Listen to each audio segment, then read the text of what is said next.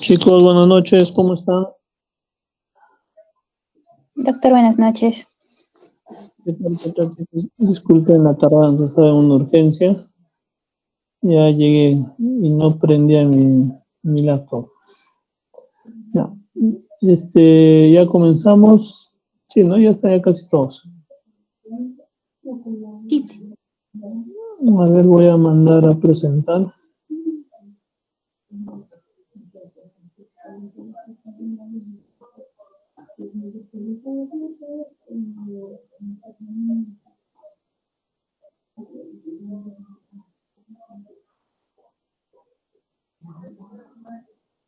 ¿Se ve la presentación, mi pantalla? Sí, doctor, sí se ve. Ya. Ahora vamos a hablar de dos temas interesantes e importantes, que son lesiones hepáticas, lesiones benignas y lesiones malignas. ¿Ya? Lesiones ocupantes benignas del hígado. Es muy importante tomar en cuenta, ya que cada vez estamos teniendo más frecuencia de estas patologías. ¿Ya? Entonces, una de las patologías más frecuentes relacionadas a tumores o lesiones hepáticas benignas es el absceso hepático, piógeno. La vía de diseminación hematógena a través de la vena porta, a través de la arteria hepática, colangitis ascendente, especialmente esta última en pacientes diabéticos o en pacientes con comorbilidades, con trastornos en su condición de, ¿cómo se llama esto? De inmunosupresión, una condición de inmunosupresión mayor, ¿ya? Los diabéticos condicionan a tener esto y por ende la migración de las bacterias del tubo digestivo por la vía biliar pues es muy frecuente y estas bacterias se colonizan a nivel hepático, ¿no? Y condicionan a ser abscesos hepáticos. La etiología del 50% es de etiología polimicrobiana. El agente etiológico más común de forma aislada es la Escherichia coli. Epidemiología no tiene predilección del sexo, ya sea varón, mujer, el rango es igual y en un rango de edad aproximadamente entre 30 y 50 años con algunas comorbilidades que les indicaba. La clasificación puede ser microabscesos o un macroabsceso. Microabscesos aquellos que miden menos de 2 centímetros, muchos de ellos son múltiples. Patrón difuso miliar causado por estafilococo, patrón de agrupación bacterias coliformes o entéricas, macroabscesos, áreas de mayor afección, más grandes. En su patología vamos a ver una cavidad que puede tener múltiples loculaciones, rodeadas de tejido fibroso, capsulados, y que en su interior hay la presencia de material fibropurulento. Los márgenes de la cavidad del absceso están compuestos por un infiltrado crónico inflamatorio, macrófagos, linfocitos, eosinófilos, neutrófilos. Acá vemos dos imágenes de patología con uno un macroabsceso y otros microabscesos múltiples, ¿no? De hígado. El cuadro clínico es muy variable. Muchos de los pacientes pueden presentar fiebre, escalofríos, dolor en hipocondrio derecho, especialmente en los macroabscesos o en abscesos mucho más grandes, hasta lo que se conocen como abscesos fríos, pérdida de peso, dolor abdominal inespecífico. Laboratorialmente vamos a ver de que estos abscesos van a comprimir conductos biliares intrahepáticos y la bilirrubina puede estar alterada. Va a haber una hiperbilirruinemia, transaminasas altas, hipertransaminasemia, hipoalbuminemia por el compromiso de la albúmina. El tratamiento, antibiótico-terapia. Muchos de los pacientes, dependiendo del tamaño del absceso, pueden tener o pueden llegar a un drenaje percutáneo, que es una terapia radiológica, entonces, pero con una alta tasa de mortalidad. El drenaje percutáneo no es necesario en abscesos menores de 5 centímetros. Entonces es importante, recordemos esos 5 centímetros como un valor de todas las lesiones a nivel hepático. Vamos a estar hablando. Como en hepatocarcinoma, 5 centímetros es un punto de corte para ver si es quirúrgico o no. Muchos estudios, bueno, vamos a ver en hepatocarcinoma, consideran de que se puede operar tumores más grandes o abscesos más grandes también. En la ecografía vamos a encontrar, cuando encontramos microabscesos, vamos a ver múltiples imágenes nodulares hipoecoicas mal definidas o áreas de ecogenicidad distorsionadas. Los abscesos grandes van desde hipoecoicos a hiperecogénicos, con diversos grados de ecos internos, por el compromiso y por la característica del contenido de este absceso. Puede haber gas en los abscesos que va a causar una reverberancia a nivel de la ecografía. Acá vamos a ver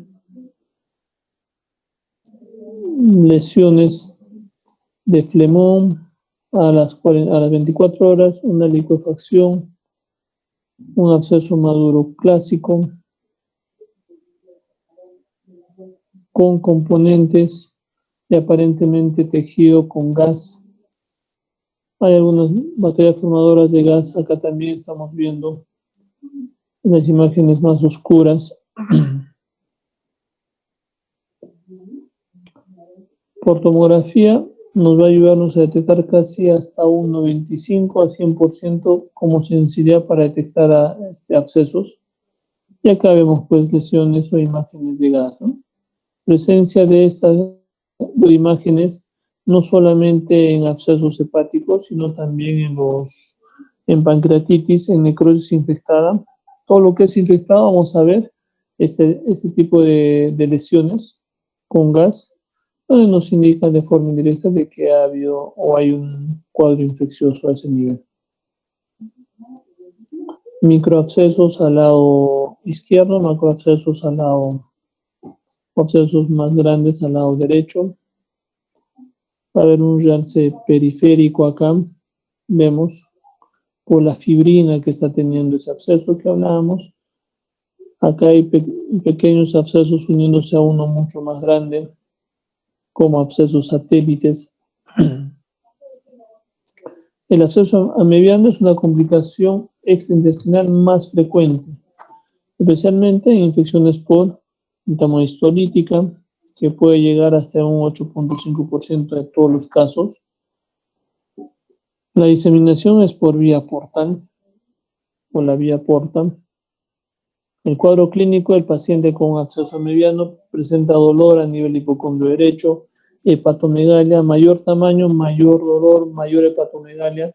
Recordemos de que la hepatomegalia no es por el absceso, no es por el tejido hepático, sino es por la cápsula de Gleason. Habiendo una hepatomegalia, o mejor dicho, el dolor es por la cápsula de Gleason, no es por el absceso mismo ni por el tejido hepático. Habiendo la hepatomegalia y distensión de la cápsula de Gleason por el crecimiento del absceso y produce dolor, ¿no? Febrículas en muchos de los pacientes, malestar general, antecedentes de diarrea disentérica mediana, hasta un 10%, en zonas endémicas, en la selva, abscesos amebianos. ¿Qué exámenes pedimos en los abscesos amebianos? ¿Y qué esperamos encontrar? En un hemograma, anemia crónica, leucocitosis. En la bioquímica hepática vamos a ver la fosfatasa, la gamma-glutamina pueden estar elevadas, inclusive un patrón colestásico acompañado de ictericia en algunos casos. El diagnóstico serológico básicamente es por un test de ELISA, hemaglutinación también. En las imágenes vamos a encontrar en la radiografía de tórax vamos a encontrar también lesiones sugestivas. En ecografía abdominal vamos a ver lesiones de abscesos. Y en la tomografía, que es el gold estándar o uno de los métodos más diagnósticos, que tiene una sensibilidad casi a un 100%, vamos a ver lesiones de abscesos hepáticos, ¿no?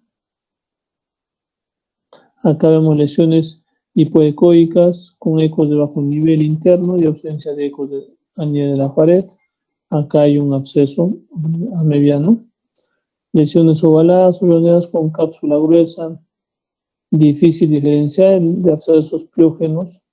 Y la serología para mebiasis nos ayuda bastante a diferenciar que sea de otra causa. Recordemos de que muchos de los abscesos son polimicrobianos, pero si hay un antecedente de una diarrea por entamoeba histolítica o una diarrea amebiana, pensar en un absceso amebiano. En la tomografía estamos viendo una pared engrosada, el absceso de contenido líquido, una lesión redondeada bien definida en su gran mayoría, valores de atenuación que indican presencia de fluido complejo de 10 a 20 unidades Holmstrom. Estas unidades a menor puntaje es más líquido, a mayor puntaje es más sólido. El realce de la pared con un grosor aproximadamente de 3 hasta 15 milímetros en algunos lados, ¿no? Zona periférica de edema, acá ya puede mostrar tabiques o niveles de residuo. La extensión extrahepática muchas veces es común en este tipo de lesiones, mucho más aún si están hacia la parte periferia. Puede llegar a comprometer el diafragma o introducirse inclusive en algunos casos hasta cavidad torácica.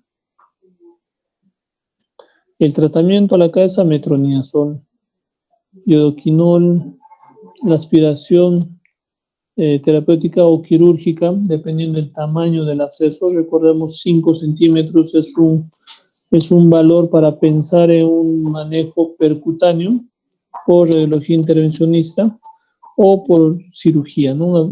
Para el drenaje del absceso.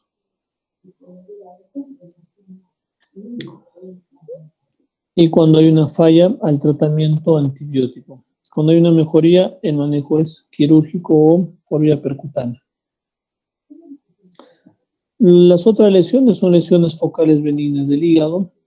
Vamos a ver el escenario clínico de esas lesiones. El paciente que se realiza un estudio de imágenes sin necesidad de saber si tiene alguna lesión o no. En otras palabras, de forma espontánea son diagnosticadas estas lesiones. Un paciente sano, sin ninguna historia o con historia de neoplasma maligno en algunos casos, o sin historia, pero el paciente está sano. Pacientes portadores de alguna enfermedad hepática crónica también vamos a encontrar algunas lesiones benignas focales del hígado. ¿Qué lesiones podemos encontrar?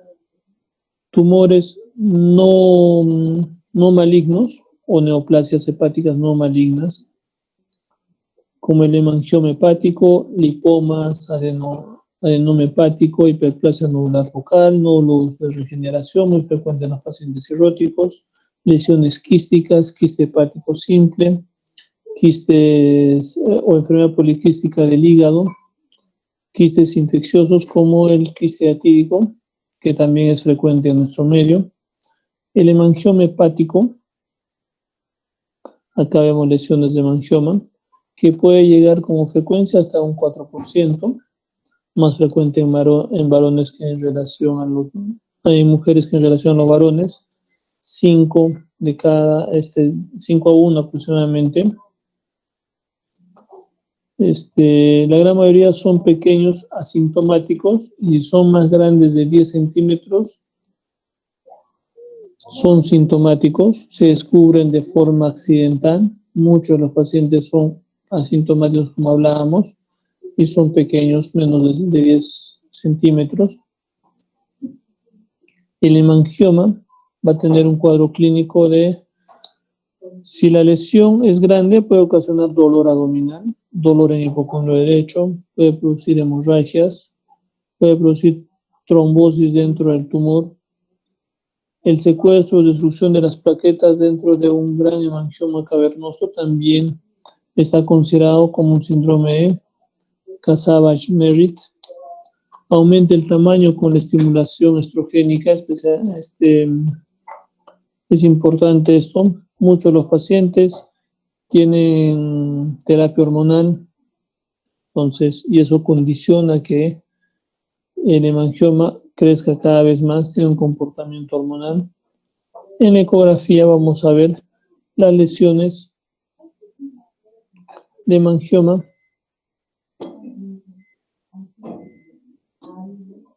En la tomografía tiene una sensibilidad de hasta un 55 y especificidad de 90%. Acá vemos lesiones de hemangiomas, lesiones irregulares, localizadas en uno de los lóbulos.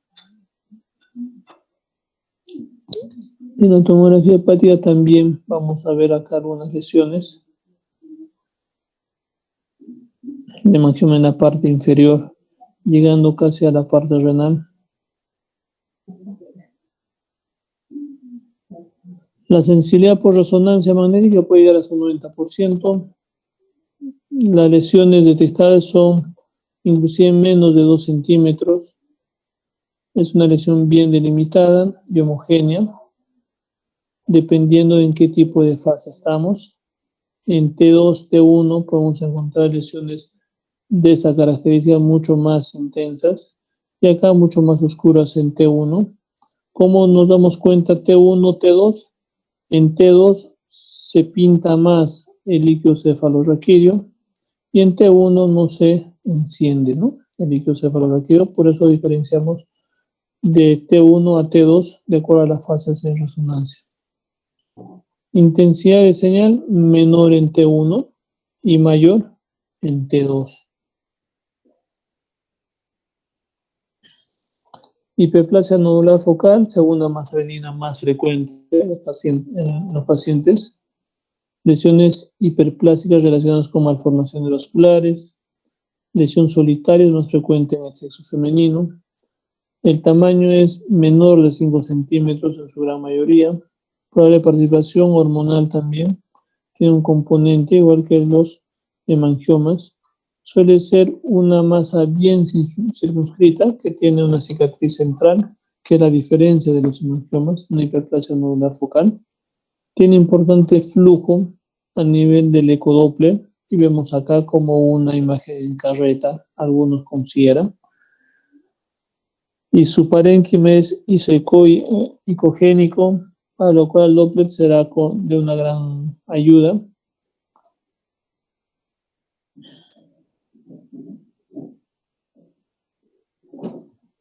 Acá se ve mejor esa imagen en carreta que hablábamos.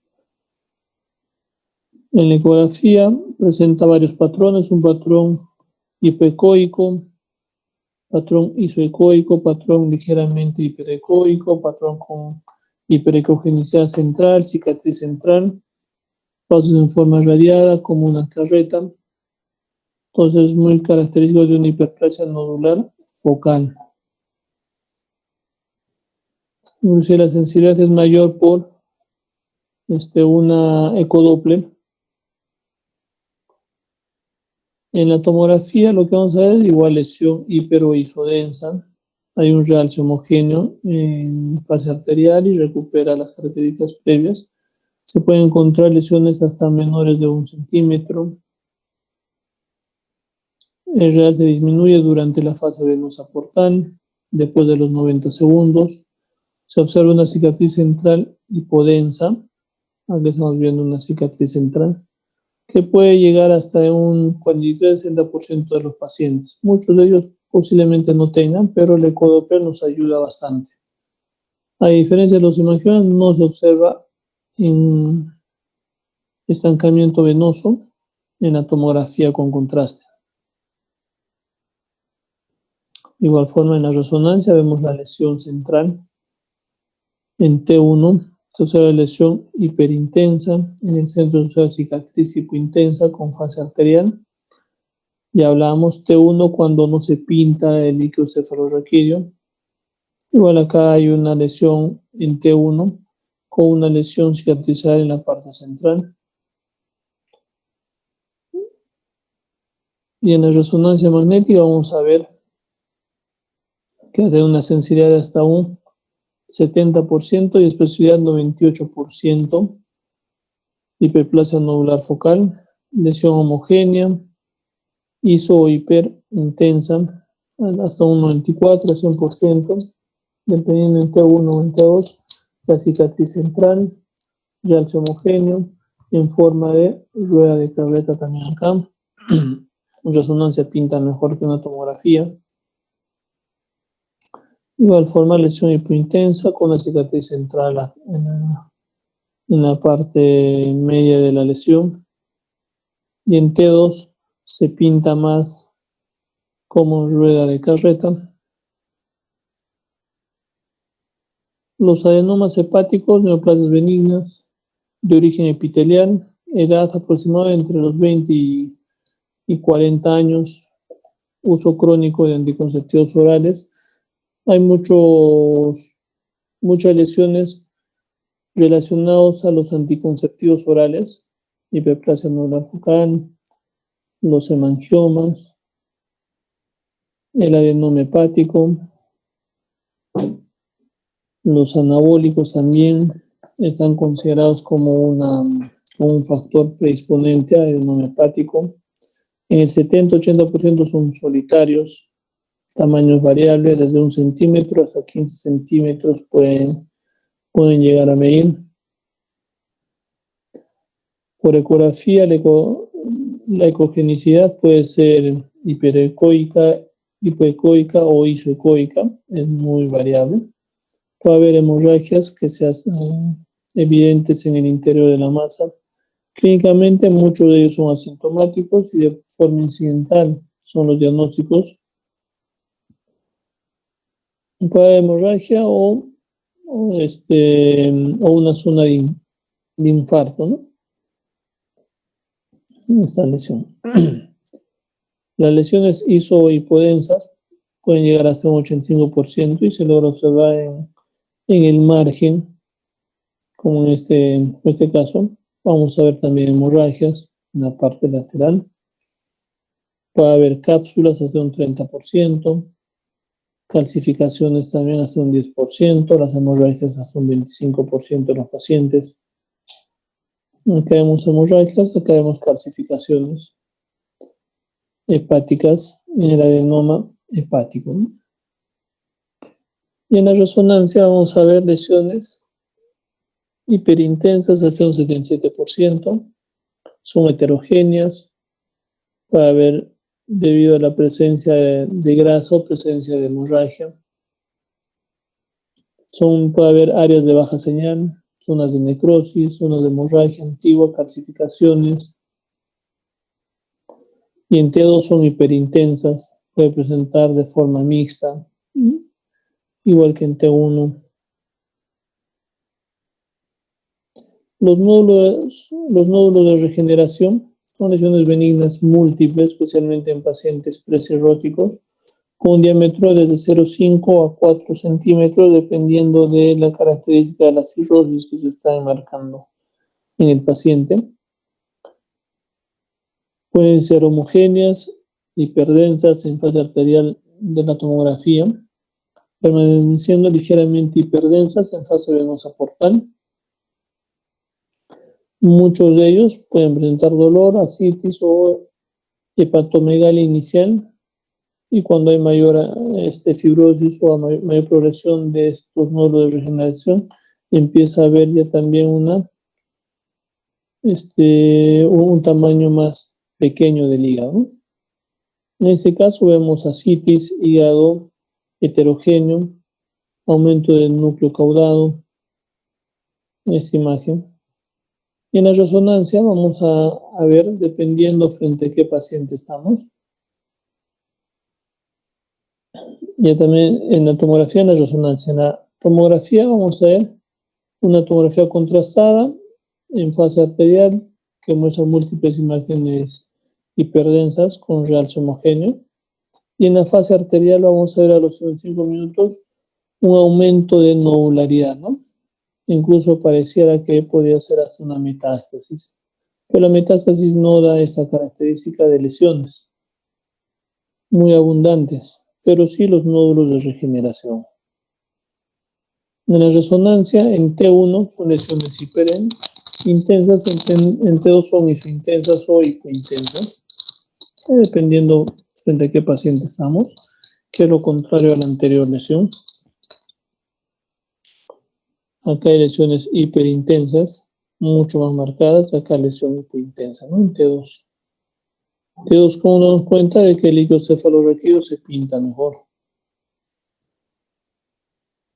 Las enfermedades quísticas del hígado a la cabeza, el quiste hiatídico, pero también tenemos un quiste hepático simple, muchos de los pacientes. Acá hay un quiste hepático simple, inmenso, grande, más de 5 centímetros. Hallazgo frecuente entre los 40 a 50 años en mujeres, ¿no? Muchos de ellos asintomáticos. Algunos son pequeños, aunque pueden llegar a medir hasta 20 centímetros. En su gran mayoría son menos de 5 centímetros. Tiene una capa epitelial que lo recubre y una cápsula fibrosa. Su contenido es seroso y a veces hemorrágico. En ecografía vamos a ver una masa anecoica con una pared bien definida, reforzamiento acústico posterior por la fibrosis que va a tener este paciente. Acá vemos lesiones anecoicas, el quiste bien definidos. Por tomografía, imágenes homogéneas, bien definidas, densidad de menos 20 unidades Hanfram. Es mucho más líquido, más que el hemangioma inclusive, la cual nos realza tras la administración del medio de contraste. ¿Cómo nos damos cuenta de que está con contraste esta tomografía? Porque la aorta se pinta, ¿no? Acá la aorta está pintada y de forma indirecta nos indica de que tiene contraste. Y por resonancia vamos a ver lesiones homogéneas, igual también bien definidas, hipointensas en T1 y marcadamente intensas en T2. ¿Por qué en T2 se pinta más? Porque cuando hay éstasis de líquidos es donde se prende mucho más, como si se estaría pintando como una tomografía con contraste, ¿no? En esta no necesariamente está con contraste, el contraste tampoco entra al líquido, pero se pinta mejor, igual que el líquido cefalorraquídeo, ¿no? Que está en éstasis. Igual en T1 son lesiones hipointensas, cercanas a la pared hepática o la cápsula de Grissom. Poliquistosis hepática, que es otra de las características también de los quistes hepáticos. Los quistes hepáticos múltiples suelen encontrarse en pacientes con poliquistosis renal, con característica autosómica dominante, de tamaño muy variable, puede causar gran aumento de tamaño en el hígado. Forma parte de una hematomatosis con combinaciones frecuentes de quistes en el hígado, hepáticos múltiples, en el páncreas y en el riñón inclusive. A veces en todas las glándulas puede haber quistes, ¿no? De diferentes tamaños. Son raras las infecciones y las hemorragias en estos pacientes con poliquistosis. En ecografía vamos a ver múltiples lesiones quísticas en el hígado, pero bien definidas. En la tomografía, en la resonancia también los quistes van a estar bien definidos, pero son múltiples. Casi hasta un 40% de los casos también tiene afectación renal. Inclusive en este paciente pues hay un quiste a nivel esplénico.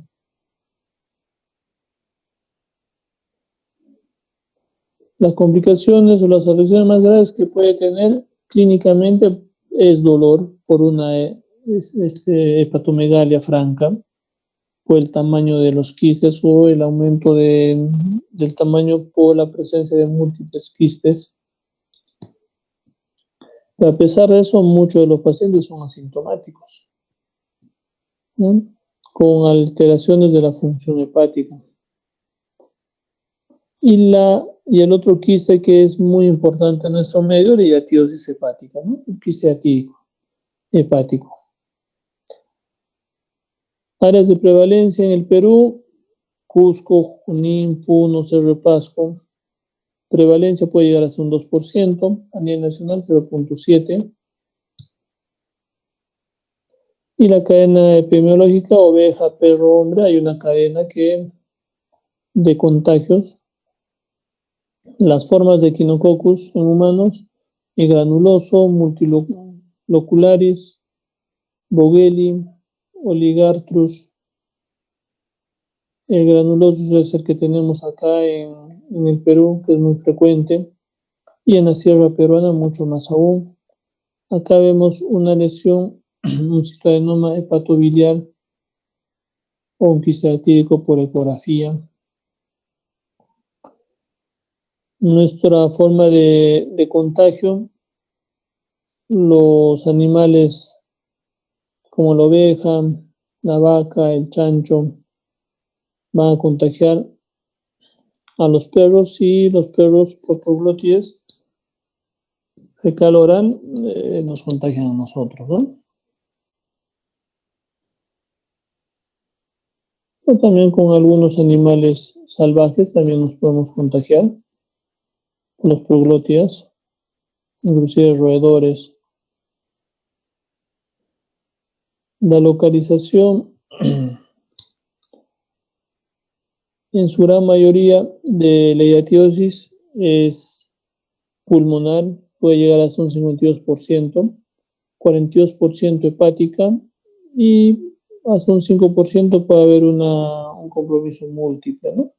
Entonces es muy importante, si encontramos un quiste atídico hepático, sacar y descartar también hiatidosis pulmonar, que es muy frecuente en los pacientes, ¿no? Hemos visto muchos de los pacientes, ya sean por quistes hiatídicos pulmonares, le hemos hecho una ecografía, hemos encontrado quistes hepáticos. O se ha hecho una ecografía y se encontró quistes hiatídicos hepáticos, se le toma una radiografía, mejor dicho, de tórax, y vemos inclusive el signo del camalote, ¿no?, con la imagen quística clásica a nivel torácico.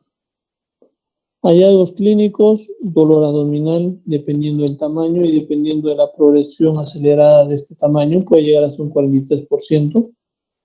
Hepatomegalia hasta un 18% por el crecimiento del quiste. Muchos pacientes tienen dispepsia, náuseas, vómitos, pérdida de peso, malestar general. Hasta un 12% pueden ser asintomáticos, pueden presentar diarrea crónica también.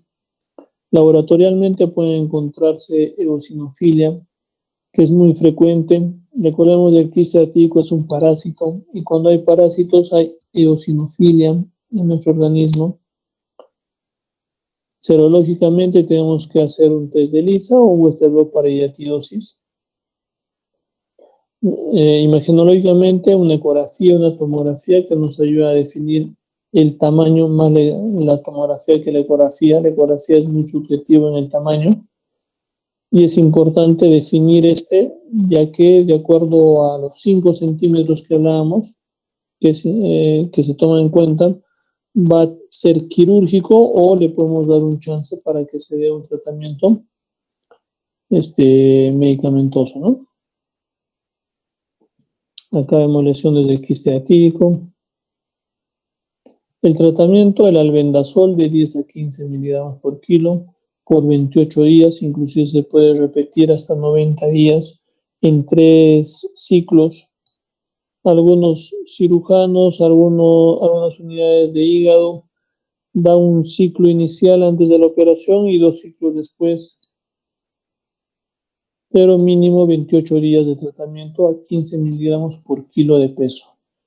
El drenaje percutáneo del quiste también se puede manejar pero el tratamiento quirúrgico es mucho más efectivo que el percutáneo, ya que el percutáneo no va a sacar toda la cápsula del quiste, pero sí en el tratamiento quirúrgico, ¿no? La fasciolasis es una de las causas no muy frecuentes, pero acá en nuestro medio hay algunos casos. De igual forma, el contagio es de los animales de la granja hacia el hombre, ¿no? El cuadro clínico, fase migratoria aguda, fiebre, náuseas, dolor en epigastrio, hepatomegalia en algunos casos, urticaria, eosinofilia marcada, fase crónica, una obstrucción de vía biliar. Algunas complicaciones son nódulos o abscesos por migración de sitios ectópicos. Mayormente la fasciola se encuentra pero en el conducto biliar y van a producir obstrucciones, ¿no?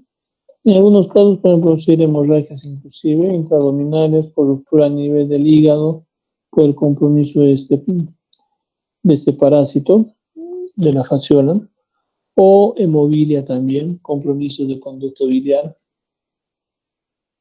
Laboratorialmente vamos a encontrar eosinofilia marcada, podemos tener el hallazgo del parásito en el examen de heces.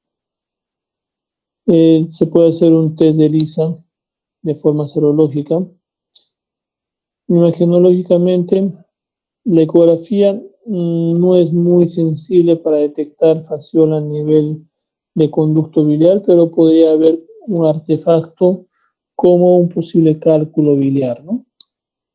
En la tomografía abdominal podríamos encontrar una dilatación y una lesión sugestiva a una fasciola. Inclusive si hay abscesos también se pueden encontrar algunos abscesos, ¿no? El manejo es por CEPRE, se saca la fasciola de vías biliares. Anteriormente se decía que la CEPRE también nos ayudaba a hacer diagnóstico, en la actualidad es básicamente terapéutica.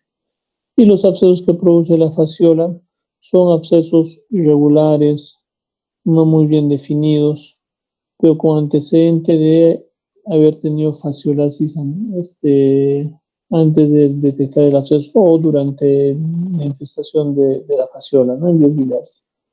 Tratamiento, triclavendazol, 10 miligramos por kilo como dosis única, y en 2 semanas podemos hacer un control para ver si hemos eliminado o no la fasciola, ¿no?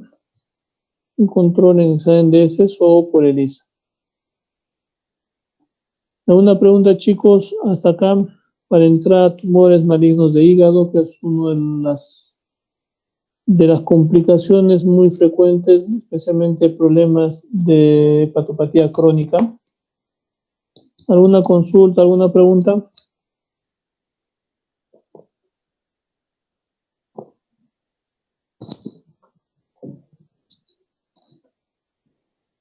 Creo que todos están durmiendo, ¿no? Y es muy tarde, ya falta poco, no se preocupen. No se preocupen. Incluyo la delegada, debe estar soñando con los angelitos, soñando con el examen del 22. No, doctor, estamos despiertos.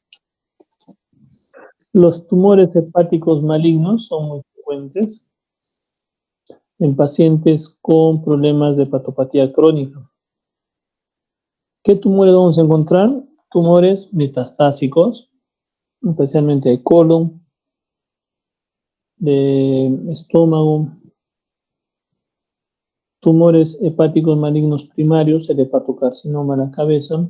Los demás son menos frecuentes. Entre todos, el hepatocarcinoma es el más frecuente y es un tumor epitelial. Vamos a encontrar tumores como el hepatoblastoma, colangiocarcinoma, tumor carcinoide. En mesodérmicos vamos a ver hemangiosarcoma, hemangioendotelioma. Realmente estos son menos frecuentes, inclusive el linfoma es más común de los mesodérmicos que los demás. Y de los epiteliales el carcinoma hepatocelular, ¿no? O el hepatocarcinoma. A nivel mundial vamos a ver la distribución. En el Perú llega casi hasta un 15% de los pacientes detectados con cáncer hepático, el hepatocarcinoma.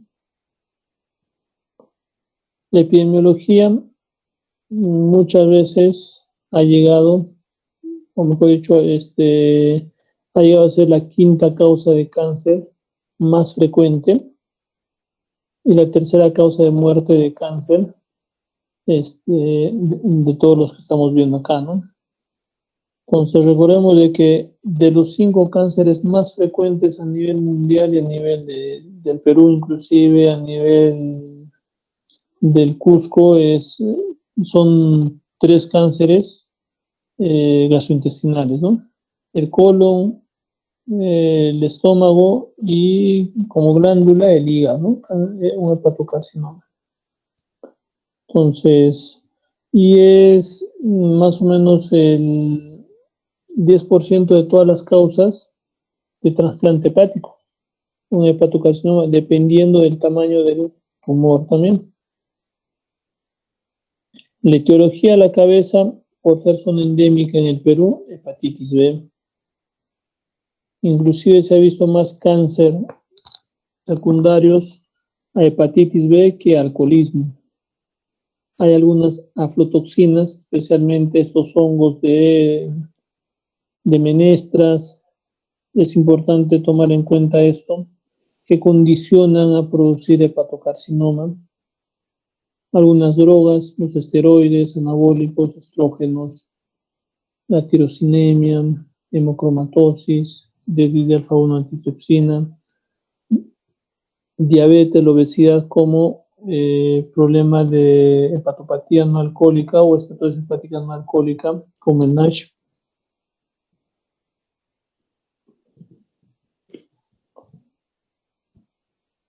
En relación al desarrollo de hepatocarcinoma en hepatitis B y hepatitis C, vamos a ver de que la posibilidad o la sensibilidad en porcentajes es casi similar. En la parte de Italia, en España hay más hepatitis B, o mejor dicho, hepatitis C. En Sudáfrica hay más hepatitis B. En Estados Unidos, más hepatitis B que en relación a hepatitis C.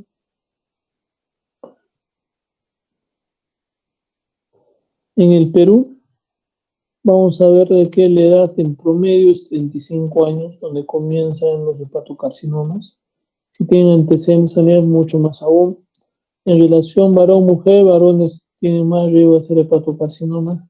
El diámetro que se ha encontrado, aproximadamente 17 centímetros. La alfa-fetoproteína más allá de 200, 517 como valor. Por encima de ese valor, se ha visto de que hay tumores como el hepatocarcinoma. ¿En qué porcentaje se puede operar? Se ha operado hasta un 15% y se ha hecho una resecabilidad hasta casi un 50% de los pacientes. Esto de acuerdo a las estadísticas de hepatocarcinoma en el Perú.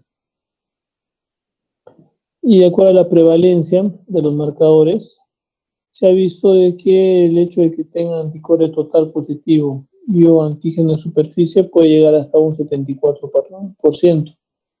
Si solamente es antígeno de superficie, puede llegar hasta un 63% de posibilidad de hacer hepatocarcinomas.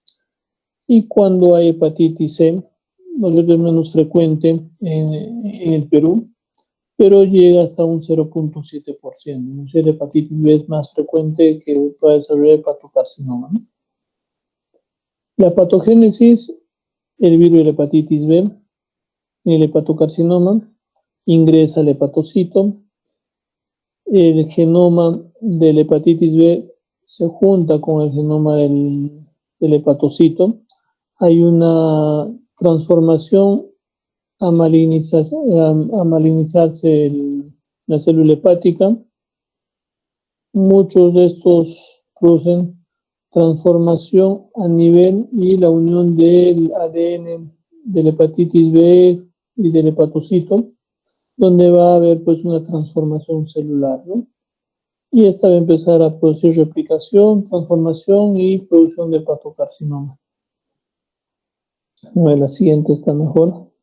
Vamos a ver de que en la historia natural del desarrollo del hepatocarcinoma, vamos a entrar pues con una infección, ya sea hepatitis B, hepatitis C. Esta va a producir necrosis, inflamación crónica, fibrosis, una hiperplasia regenerativa, cirrosis y una transformación celular en muchos pacientes que pueden llegar a ser cáncer, ¿no? Especialmente pacientes con hepatitis B. Por eso nuestros enfoques en manejo de hepatitis B tienen que ser a un manejo precoz y un tratamiento precoz, ya sea con tenofovir o entecavir, dependiendo de la disponibilidad de la droga, ¿no? O interferón pegilado, que son manejos mucho más finitos o un tiempo definido. En la historia natural, el paciente se infecta, ya sea con hepatitis B, hepatitis C. Va a haber una integración que hablábamos del ADN del hepatocito hacia el ADN del virus de la hepatitis B o C. Va a haber una célula iniciada, una duplicación celular, la promoción que se dice, y un nódulo benigno. Va a empezar a ver los carcinógenos y va a haber una anaplasia celular, la progresión de la transformación celular y por ende una producción de hepatocarcinoma o cáncer hepático, ¿no? Ojo, esta progresión a cáncer hepático puede estar potenciada cuando hay una coinfección hepatitis B, hepatitis C, o aparte de la hepatitis B, el paciente también es alcohólico, o el paciente tiene problemas metabólicos, diabetes, obesidad, etcétera, y eso va potenciando la posibilidad de hacer hepatocarcinoma. Acá vemos una imagen de un hepatocarcinoma gigante, ¿no? Una pieza quirúrgica, de igual forma acá.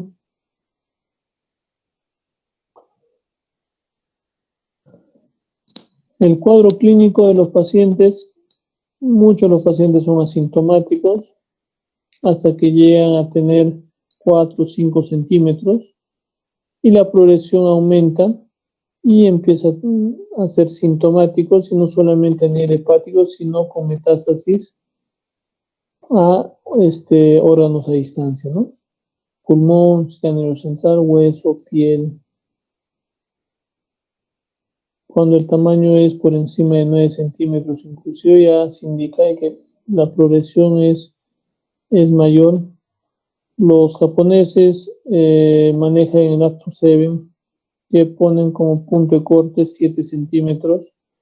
Los españoles manejan 5 centímetros. El cuadro clínico en hepatocarcinoma avanzado, vamos a ver que va a haber un síndrome consultivo, baja de peso, anemia crónica.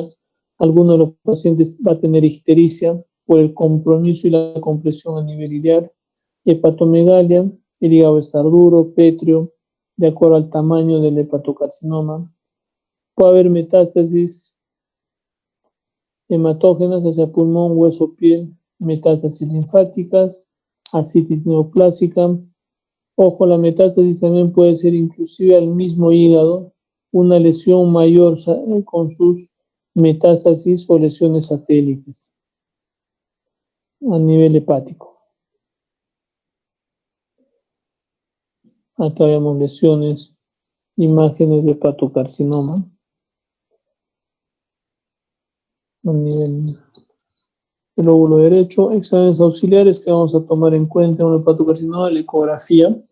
Ojo, la ecografía tiene que ser desarrollada por un médico entrenado en detectar lesiones lo más pequeñas posible. Muchos de los radiólogos más entrenados pueden llegar a detectar hasta tumores o lesiones entre 1 a 2 centímetros, pero es un porcentaje menor. de 2 a 3 centímetros hasta un 20%, de 3 a 5% hasta un 50% se detecta, y más de 5 centímetros, una sensibilidad por ecografía hasta un 75%, una especificidad de 93%, un valor predictivo positivo 14%. Entonces la técnica es muy dependiente al explorador, ¿no? Entonces, la experiencia del radiólogo va a ser importante para detectar nódulos más pequeños. Nuevamente vuelvo a recordar, el 5 centímetros es muy importante tomar en cuenta porque tumores mayores a 5 centímetros eh, se dice de que el pronóstico ya es malo, posiblemente ya haya metástasis a órganos a distancia y por ende la expectativa de vida pues es menor. A no ser que haya, inclusive el Aptu7 que decía los japoneses, le da un chance a 2 centímetros más de esa lesión. Y no solamente de una sola, sino puede ser más de una, pero que no sobrepasen sumados más de 7 centímetros, ¿no? Son lesiones por ecografía. Por tomografía hay una sensibilidad de hasta un 94% dependiendo y una especificidad de hasta un 79%, especialmente en estudios multifases. Uno de los que se está manejando inclusive como un gol estándar es una tomografía trifásica en 3 fases, la arterial, venosa y la de washout, ¿no? La de lavado, donde se detecta y la posibilidad de que sea un hepatocarcinoma pues es mayor. Acá vemos lesiones de hepatocarcinoma en las diferentes fases.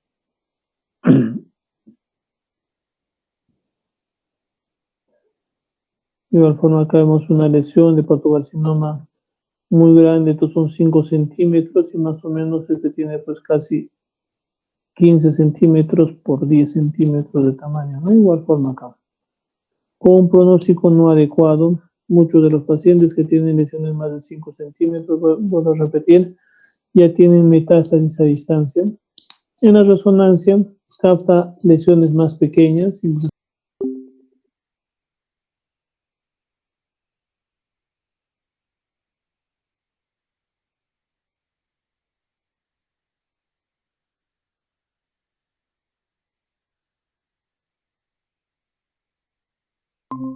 Para comentar, nomás, justo hoy día vi una paciente, y eso es importante que ustedes tomen en cuenta, de que lo que nosotros podemos decir como médicos, desde médicos generales, la paciente se mete en su cabeza y,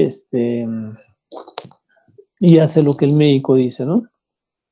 Una paciente aproximadamente de, ¿cuánto tenía? 63 años de edad, que hace un año y medio le detectaron un nódulo hepático.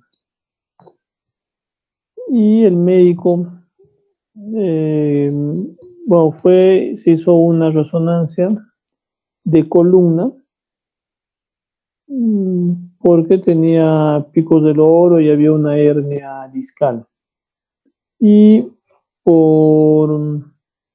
de forma espontánea salió una lesión a nivel hepática, ¿no? Entonces, de casi 1,5 centímetros más o menos de tamaño. Y el colega le dice, bueno, si tiene dolor, bueno, es de mal pronóstico, y si no tiene dolor, todavía puede esperar y hay que esperar hasta que comience a tener dolor, y se indicaría de que estaría creciendo, y en ningún momento le dice de que vaya pues a un internista o a un gastroenterólogo, ¿no? O a un hepatólogo. En Lima hay hepatólogo. Y la cosa que ahora viene la paciente después de un año y unos meses, casi un año y medio, donde se hace una resonancia y encontramos 2 nódulos, ¿no? Y al parecer es un hepatocarcinoma por la característica de la lesión. Entonces es una lesión en T1 hipointensa.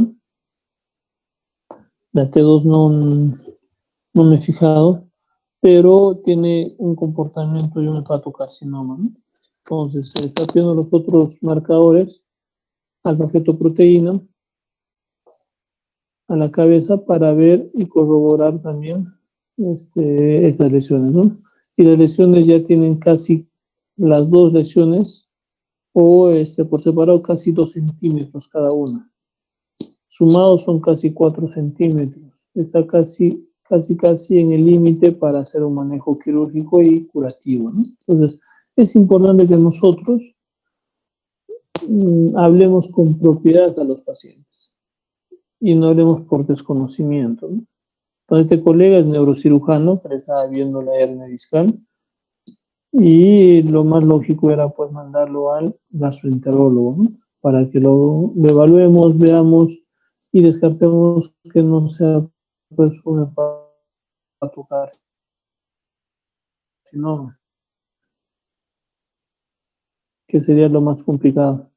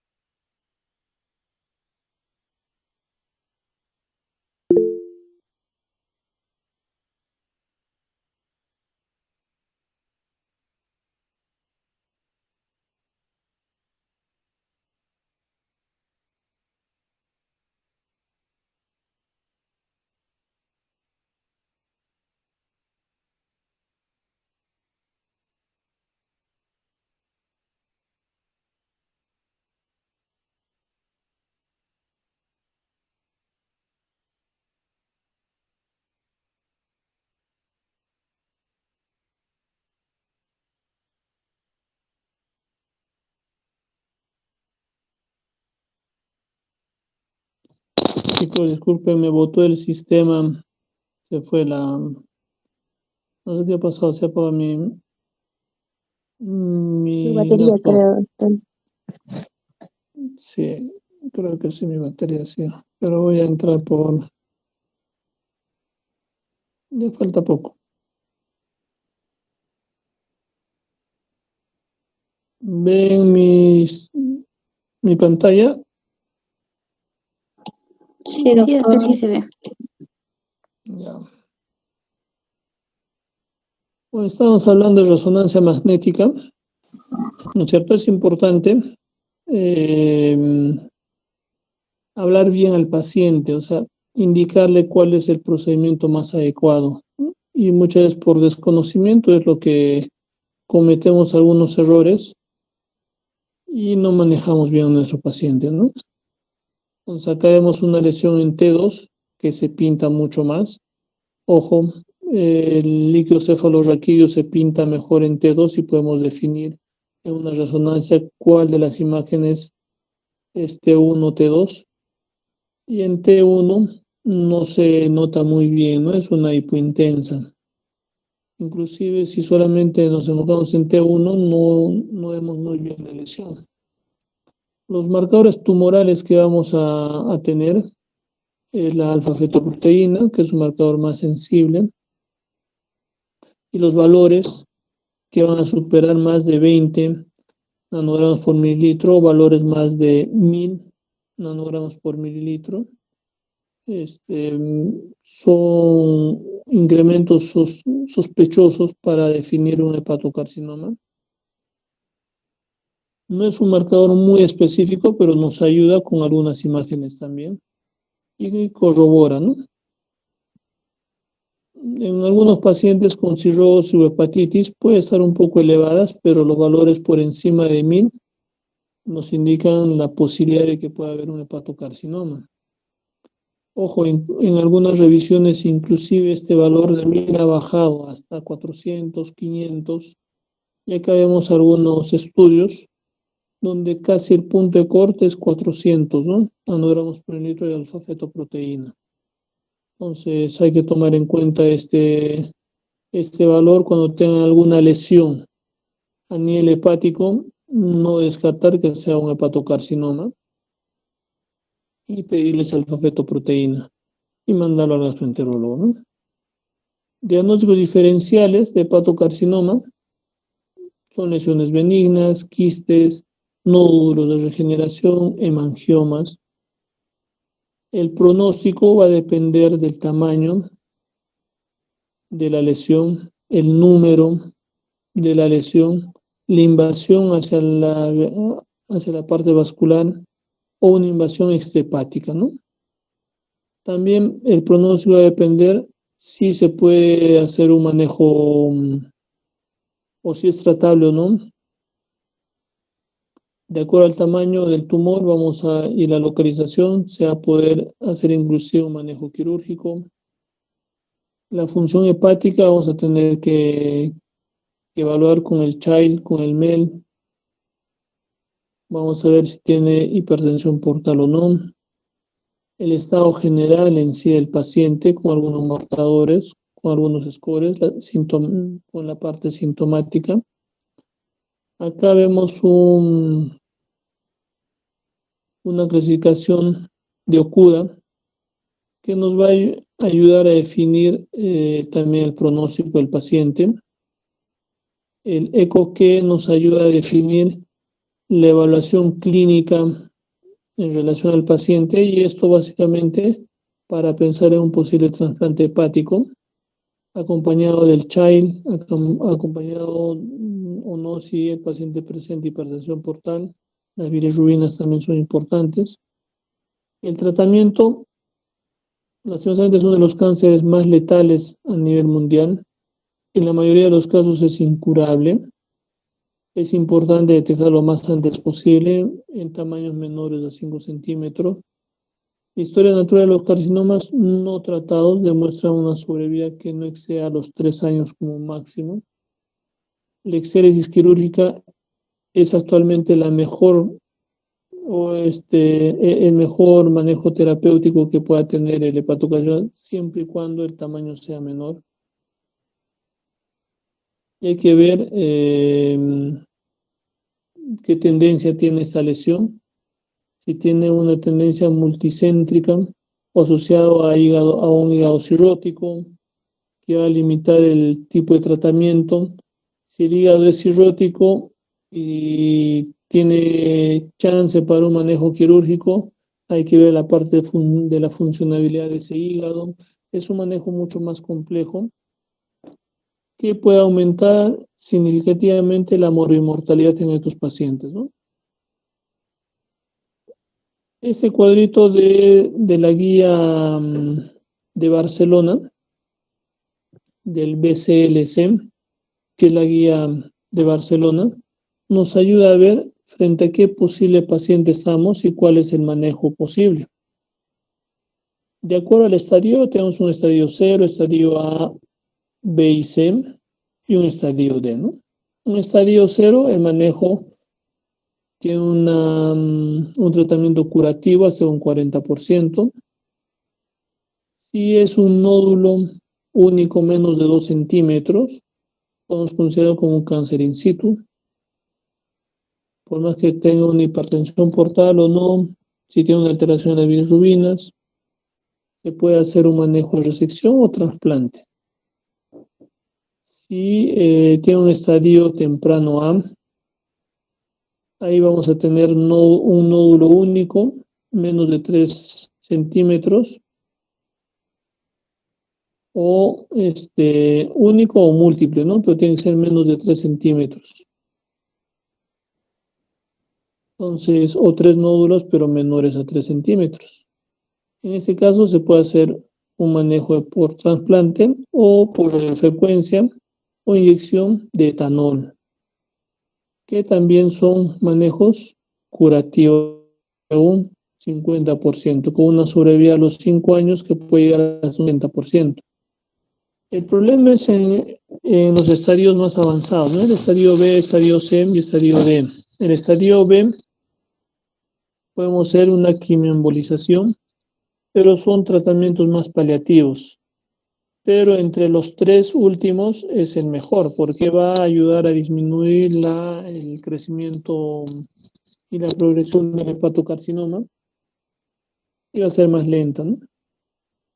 Con paliativos hasta un 30%, con sobrevida menor. En un estadio avanzado C se puede utilizar el sorafenib, y en un estadio terminal D solamente sea sintomáticos. Esta clasificación de Barcelona ha cambiado un poco con la clasificación de Tokio, con la japonesa, donde ya empiezan a poner la TUSEBE, ¿no? Porque si nosotros nos vamos a ver acá el trasplante hepático, inclusive nódulos menores a 3 centímetros o 3 nódulos o menos de 3 nódulos, pero en total que midan 3 centímetros, ¿no? En una resección, las indicaciones: hepatocarcinoma sobre hígado no cirrótico, se puede hacer resección. Si el paciente tiene una cirrosis compensada en ausencia de hipertensión portal significativa y plaquetas mayores a 100.000, se puede considerar la posibilidad de hacer una resección hepática. Tumores pequeños, únicos también y resecales, por la localización también se puede hacer resecciones. La mortalidad puede llegar hasta un 5% perioperatoria y una mortalidad hasta un 50% a los 5 años. Puede haber una recidiva hasta un 70% a los 50 años. Puede ser precoz o tardía, o tumores de novo, o nuevos tumores, hasta un 25%. Precoz a 2 años, 25%. Pero hay un dato alto de un alto riesgo de recidiva, ¿no? Dependiendo de la invasión microvascular o nódulos satélites, se tiene que considerar un trasplante hepático. Para trasplante, los criterios de Milán, de 1996 todavía, si hay un solo tumor, pues un tumor único menos de 5 centímetros que hablábamos, o 3 menores de 3 centímetros, sin invasión vascular ni extrahepática, se puede considerar un trasplante hepático. La supervivencia puede llegar hasta en 4 años a 75%, con una tasa recidiva hasta en 10% en el hígado trasplantado. Ojo. La extensión de los criterios de Milán, tratamiento inmunosupresor postquirúrgico, manejo del hepatocarcinoma en lista de espera. Se puede hacer una priorización en la lista de espera si presenta hepatocarcinoma. Incluso se puede estar dando un tratamiento de quimioembolización o radiofrecuencia, ¿no? Para disminuir la progresión del hepatocarcinoma mientras esperamos la lista de espera. Tratamientos percutáneos, ya sea por inyección de etanol o radiofrecuencia. Inyección de etanol en tumores menores de 3 centímetros. Por radiofrecuencia, igual, con mayor capacidad ablativa, menos sesiones, pero la localización subcapsular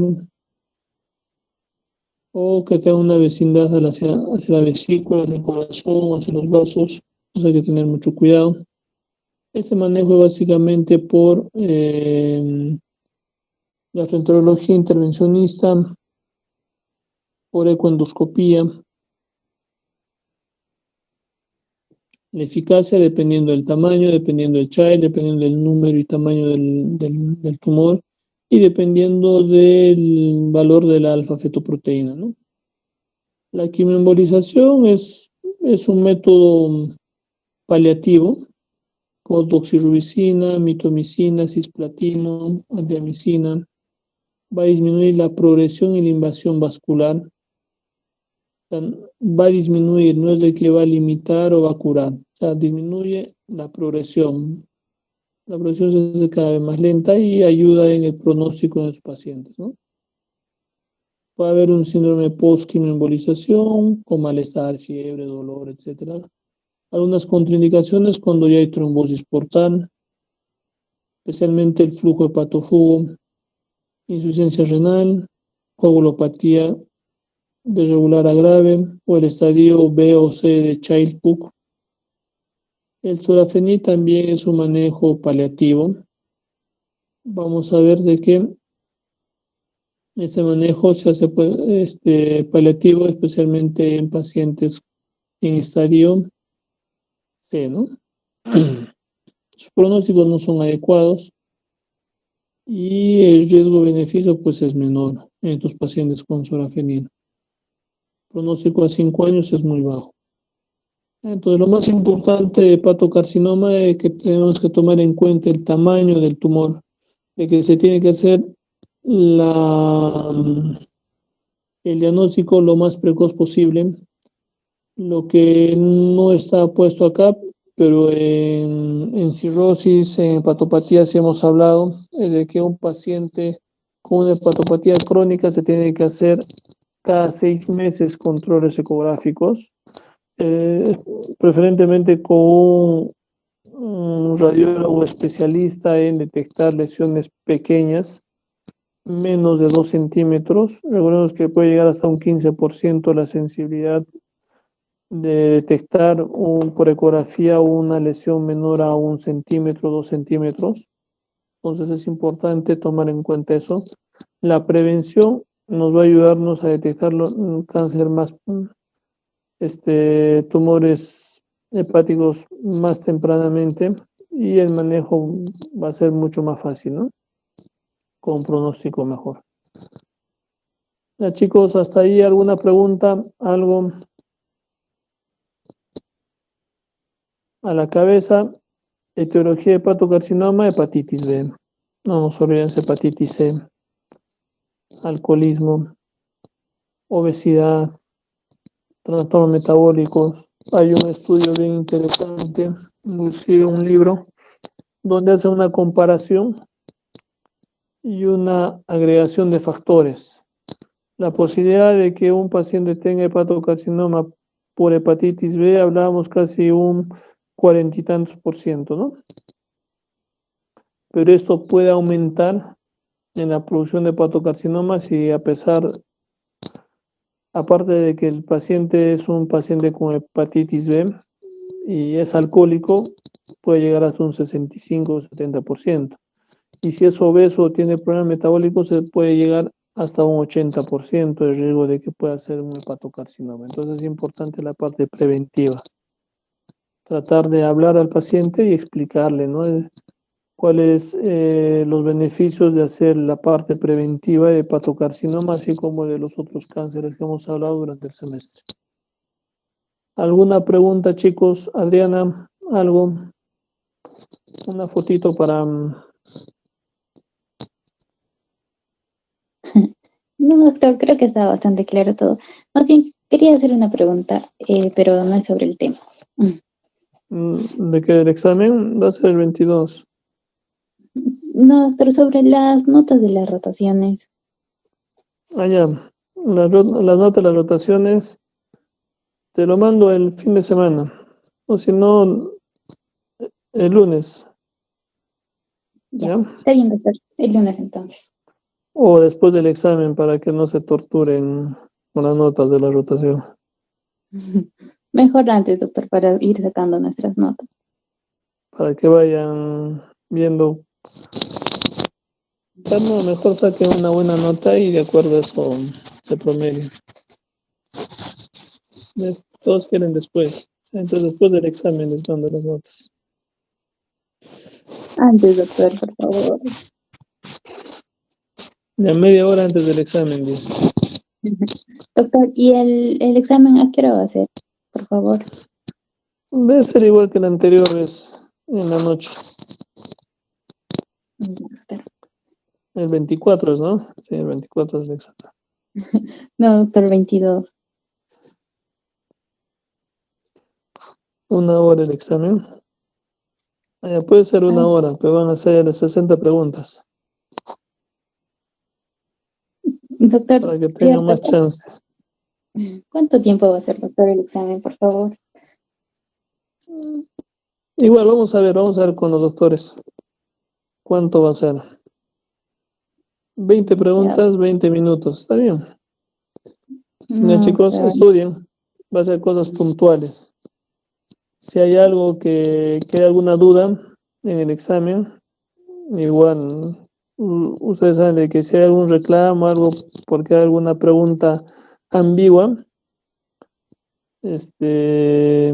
desconsideramos, ¿no? No hay ningún problema.